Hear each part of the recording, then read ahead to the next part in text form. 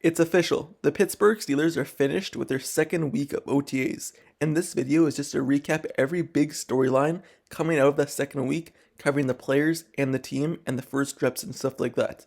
So, to start off, some good news at left tackle. The Steelers obviously drafted Broderick Jones in this year's draft, but Dan Moore started getting first team reps again this season in the first week of OTAs. And this means that Broderick Jones was getting second team reps. But in the second week of OTAs, Broderick Jones started actually getting first team reps, meaning that Dan Moore Jr. started getting more second team reps, and Dan Moore Jr. was actually getting more right tackle reps as well, with chunks of Okorafor at the right tackle spot this week in OTAs. And Dan Moore said that he wasn't as comfortable on the right side as he was on the left side, being left tackle for the last 2 years. But Broderick Jones, he started getting more reps at left tackle, so now it's a true battle for the starting spot at left tackle this season.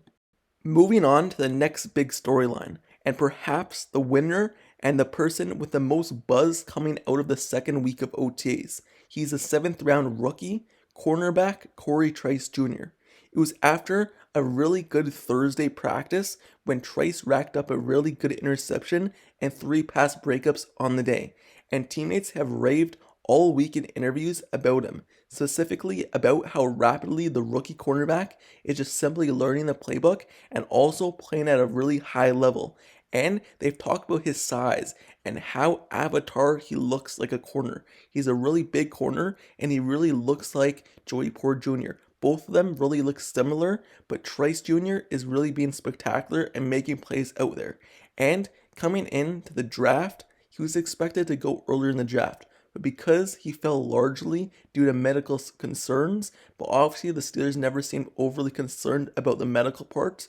Instead of worrying about injuries, the Steelers took a chance and took a swing on a primarily press man corner and a guy who played a lot of it, a really big guy as well, to pair him with another guy who they drafted in the first pick of the second round, a guy who've also played a lot of press man and probably one of the best press man corners in the whole college this past season, Joey Porter Jr. So the Pittsburgh Steelers double dipped at cornerback, and hopefully now it pans out. A lot of Steelers teammates of Cory Trice has been speaking out about him, like DeMonte KZ, saying that he's really learning and he's really becoming a good quarterback early on and he's really impressing him. And also Patrick Peterson saying that Cory Trice Jr. and Joey Porter Jr. look the exact same and they're an avatar built cornerback who is really big but could also move their feet. So right now, early on in OTAs, the second week and first week, it's been really good. And Cory Trice Jr. has really stood out, and hopefully now he can start getting more reps moving up the depth chart to see what he can really bring to the Steelers. If the Steelers hit on 2 cornerbacks in this year's draft, that could be really good for the team because they're really old at cornerback right now, having Patrick Peterson and Levi Wallace, even though Levi Wallace isn't too old. But if they could hit on 2 cornerbacks in this year's draft, it could be really good, just like how it's worked so far for the Seattle Seahawks last season when they hit on 2 cornerbacks as well.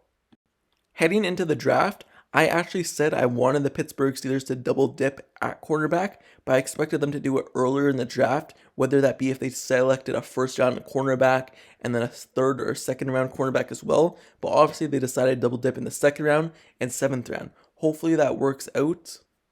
But in the coming days, I'm going to make a single video covering Cory Trice Jr. and what I believe he could bring to the table for the Pittsburgh Steelers and why I really like him so far for the Steelers team. Moving on to the next big storyline, similar to Trice, linebacker Mark Robinson, who I'm also going to make a single video about in the coming days. He was also a star of OTAs in the second week. Obviously, he's a linebacker who got picked also in the 7th round, but in last year's draft, he's a running back who turned linebacker and has only had limited snaps in his career in college and then now the NFL at linebacker, but he's really doing a good job and really being a physical linebacker who the Steelers need to stop the run. But also, he could play coverage as well a little bit because in practice OTAs, he had a pick 6 off Kenny Pickett that day in practice. And the 2nd-year linebacker, who the Steelers are really thin at in inside linebacker right now, only having Cole Holcomb and Landon Roberts.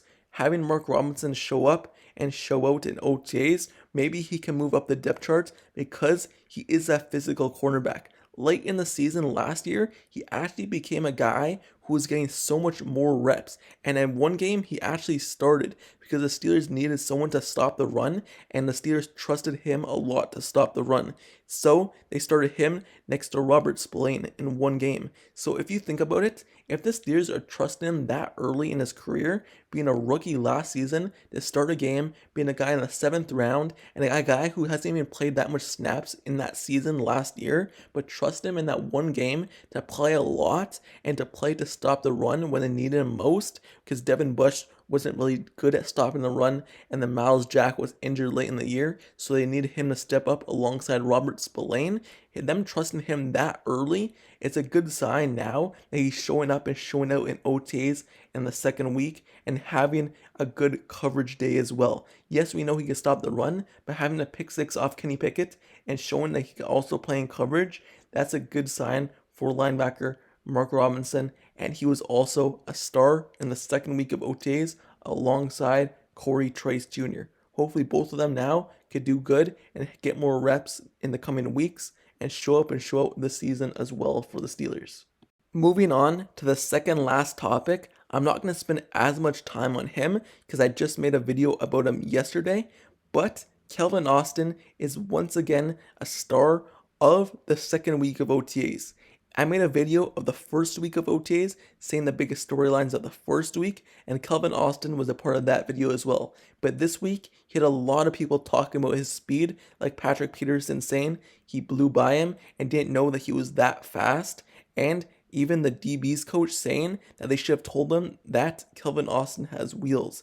And also Kenny Pickett spoke out about him, saying that he's going to be a big part of the Steelers offense this season. Miles Boykin said he's really fast, but he's not just really fast. He knows how to use leverage with his quickness and get an up hand on the DBs and linebackers. So Calvin Austin, once again, he was injured last season, but hopefully this season he pans out, he stays healthy, and is able to show what he has because his teammates are all talking about his speed and how good the short guy, the little guy, is doing in OTAs.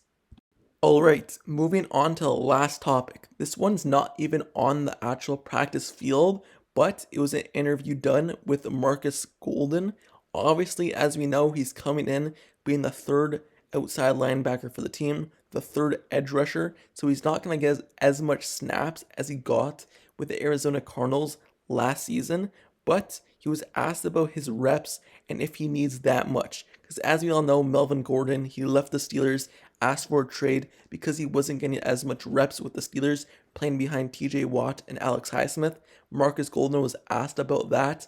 Is he going to complain basically? And he said that he knows his role on the team. He knows when he signed that he would be behind TJ Watt, that he would be behind Alex Highsmith. So apparently from his interview, it looks like he knows his role and it won't be another Melvin Gordon situation for the Steelers. So with that being said, that's the end of the biggest storylines of the second week. For next week, training camp, I'll do the exact same thing, covering and recapping the whole week. So if you want to come back, watch every week. I also make videos basically every day. So let me know down in the comments below what videos you want to see coming up next. And also, don't forget to subscribe to the channel as well if you like serious content, analysis, and reports. Like the video, turn on post notifications down below for the channel as well so you get notified whenever I post the next year's video. In the coming days, just like I said, I'm going to make a video specifically about linebacker Mark Robinson and why I believe he could be a really standout player in his second season this year, and also what I like about Cory Trice Jr.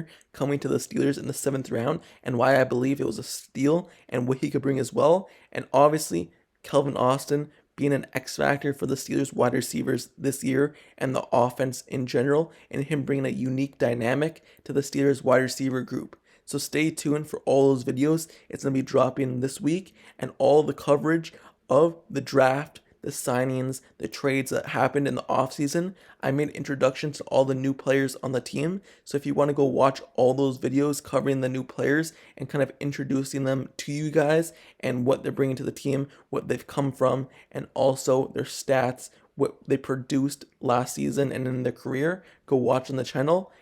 And don't forget to subscribe to the channel as well. Like, comment, subscribe, and I'll see you guys all later. Till next time, I'm out. Peace.